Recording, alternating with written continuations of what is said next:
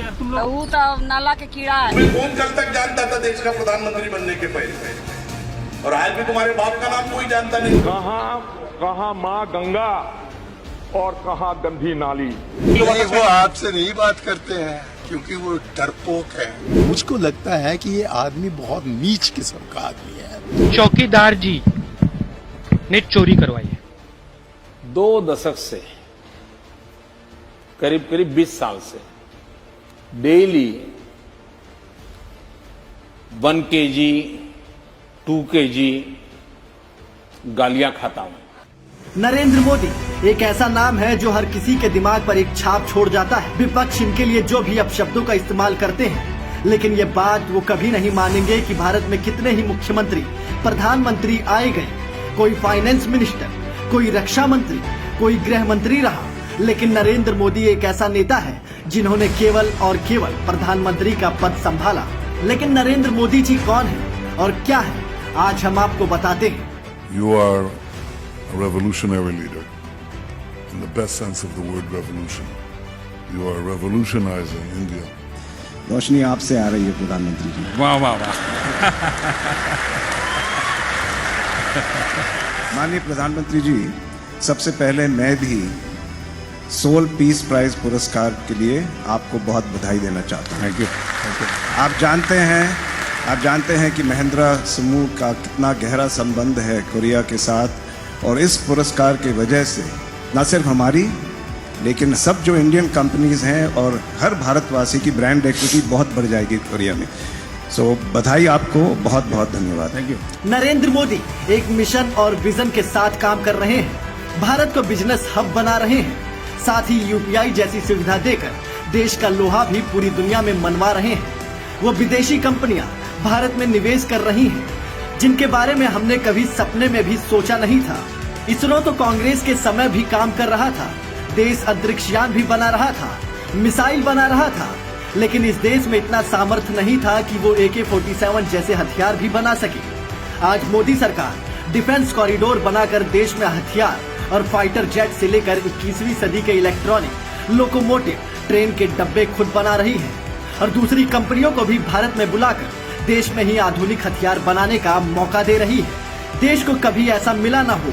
मोदी जी एक ऐसी दूरदर्शी नेता है। मोदी जी एक ऐसे नेता है जो अपनी संस्कृति को भी साथ लेकर चलते हैं, साथ ही आधुनिकता का भी हाथ थाम कर चल रहे हैं। मोदी जी आज देश में फार्मा सेक्टर को भी बढ़ावा दे रहे हैं, साथ ही साथ WHO को देश में बुलाकर यहाँ ग्लोबल आयुर्वेदिक सेंटर की भी नींव रखते हैं। आज प्रधानमंत्री मोदी जी गंगा जी में डुबकी लगाते हैं और अरब देश से दोस्ती भी बनाते हैं। आज प्रधानमंत्री मोदी देशवासियों को बिरसा मुंडा की भी याद दिलाते हैं, साथ ही वो नीरज चोपड़ा और मीराबाई चानू जैसे खिलाड़ियों को सराहते भी हैं।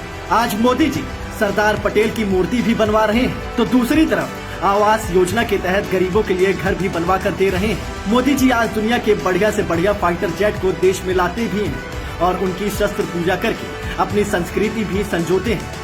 मतलब आधुनिकता के साथ साथ संस्कृति को भी जीवित रखते हैं। देश को हिंदू प्रधानमंत्री तो पहले भी मिले, लेकिन देश को ऐसा सनातनी प्रधानमंत्री पहली बार मिला है। हम राम मंदिर भी बना रहे हैं, केदारनाथ को पुनर्जीवित करते हैं, और साथ के साथ तो हम सियाचिन पर लड़ती सेना के लिए टेम्परेचर कंट्रोल कैंप भी बना रहे हैं। सेना को आधुनिक हथियार से लैस भी कर रहे हैं। अगर वो अन्नदाताओं को साइल हेल्थ कार्ड देते हैं तो वे जनता के लिए आयुष्मान कार्ड की भी सुविधा देते हैं। अगर उन्होंने युवाओं के लिए स्टार्टअप को बढ़ावा देने पर जोर दिया है तो उन्होंने वृद्ध जनों के लिए पेंशन भी मुहैया की है।